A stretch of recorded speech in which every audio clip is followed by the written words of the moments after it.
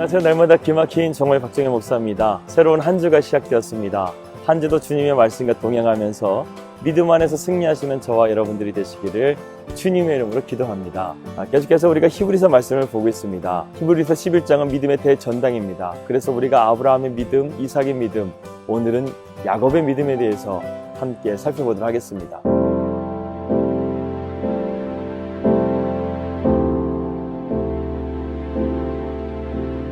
히브리 기자는 야곱의 믿음을 두 가지로 정의합니다. 히브리서 11장 21절 말씀 보게 되면 야곱이 각 아들에게 하나님의 축복을 나눠 주었고 그리고 그의 지팡이를 의지하며 하나님을 경배하였다, 이렇게 말씀하고 있습니다. 야곱의 인생은 어떤 인생이었습니까? 그의 할아버지 아브라함, 그의 아버지 이삭, 그리고 그의 아들 요셉에 비하게 되면 믿음의 이 반열에 들어가는데 좀 퀘스천 마크가 듭니다. 그의 할아버지 아브라함, 그리고 이삭, 그의 아들 요셉, 이 세 사람에 비하게 되면 야곱의 믿음은 좀 우리가 의아하게 생각이 될 때가 있습니다. 야곱의 인생을 한마디로 말하자면 복잡한 인생이었어요. 왜 인생이 복잡해졌는가? 자기 인생의 주도권이 자기였기 때문에 그렇습니다. 야곱은 상당히 이기적인 사람이었어요. 그래서 형 에서의 장자권을 팥죽 한 그릇에 팔았습니다. 보통 같으면 그것이 발각되었을 때 형 미안해 하고 나서 다시금 그것을 번복해야 되는데 야곱은 그것을 버리지 않고요, 끝까지 가져가서 라반의 집까지 도주를 하게 됩니다. 그곳에서 또한 야곱은 어떤 삶을 삽니까? 결혼을 하는데 4명의 여자와 살게 됩니다. 아주 복잡한 가정사 가운데서 괴로운 인생을 살게 되는 거예요. 그리고 재물을 모으려고 했지만 라반의 아들들에 의해서 결국 그곳에서도 정착하지 못하고 다시금 고향으로 돌아와야 되고 형 에서와의 전면전을 피할 수 없는 상황 가운데 오게 된 것입니다. 그리고 약복강 가운데 지금 서 있어요. 자기의 종들 다 보내고 자기의 자녀들과 아내들까지 다 보낸 상황에서 이제 형과의 대면을 앞두고 있습니다. 그런데 그 방 가운데 하나님이 그를 찾아오셔서 그와 씨름을 합니다. 야곱은 아마도 에서가 암살자를 보내서 자기를 죽이려고 하는 것이라 생각하고 그 어둠 가운데 그와 싸웠을 것이에요. 그분이 누군지도 모른 채 싸웠을 것입니다. 그런데 날이 밝아오자 범상치 않은 사람이라는 것을 깨닫게 되죠. 그리고 그 사람이 하나님이라는 것을 직감적으로 알게 됩니다. 그리고 그때부터는 그분을 통해서 자기가 구원받을 것을 위해서 그를 끈기 있게 붙들어맵니다. 그러자 날이 밝아오자 떠나려고 하시는 하나님을 그는 붙잡기 시작합니다. 야곱의 인생 가운데 장점 중에 하나는 뭐냐면 근성이 있다는 거예요. 한번 붙잡으면 안 놓습니다. 움켜진 것은 절대로 놓치질 않는 거예요. 그래서 결국에는 하나님께서 그의 환도뼈를 칩니다. 그러면서 그의 이름을 이스라엘이라고 이름을 지어주죠. 야곱의 그의 인생은 이 야복강의 하나님을 만남을 통해서 대전환점을 맞이하게 됩니다. 지금까지는 자기 중심적인 인생을 살았다고 한다면 이제 야곱은 이 지팡이를 지으면서 하나님께 모든 것을 맡기는 인생으로 바뀌었다는 거예요. 그래서 창세기 47장 말씀을 보게 되면 야곱이 이제 그의 인생의 말미에 요셉과 그의 아들들에게 축복하는 장면이 나옵니다. 야곱이 기러기 새에서 침상에 가운데 누워 있어요. 그리고 이제 그가 다시금 일어나려고 합니다. 야곱이 이제 기력이 새하여져서 침상 가운데 누워 있습니다. 요셉을 축복하기 위해서 일어납니다.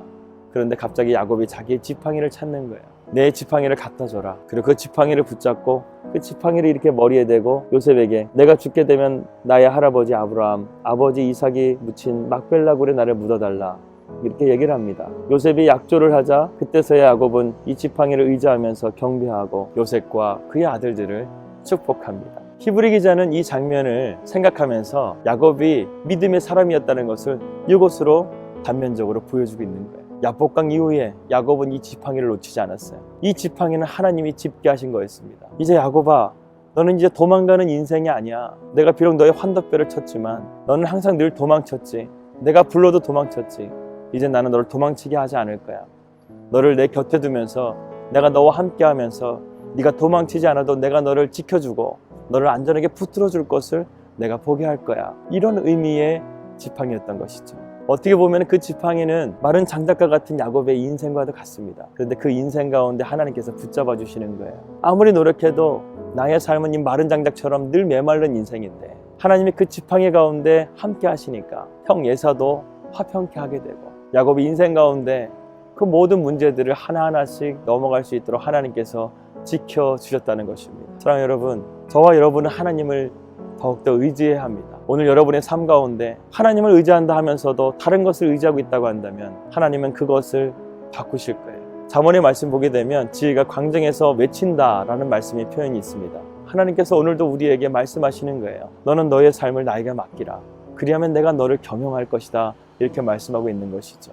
여러분의 삶의 주도권을 아직도 여러분이 쥐고 있다고 한다면 야곱의 인생처럼 복잡한 인생, 늘 도망쳐야 되는 인생, 내가 아무리 많이 스펙을 쌓아놓는다 할지라도 아무것도 할 수 없는 인생, 무력한 인생으로 살게 될 것입니다. 그러나 하나님이 여러분들과 함께 하신다고 한다면 비록 마른 장작과 같은 지팡이를 할지라도 하나님께서 그 지팡이 가운데 권능을 주셔서 여러분의 인생을 지켜주시고 여러분들의 갈 길을 안내해 주십니다. 야곱의 인생 마지막은 어떻습니까? 자기 아들 요셉이 애굽의 총리가 되어서 가장 안전한 곳에서 누워서 자기의 후손들이 번성하는 것을 보는 축복 가운데서 눈을 감지 않습니까? 지팡이를 짚었던 야곱의 인생은 심지어는 그 애굽의 왕이었던 바로에게 축복까지 해주는 높이 들림받은 인생이 아니 되었습니까? 여러분을 낮추고 하나님을 높이면 하나님이 여러분을 높여주십니다.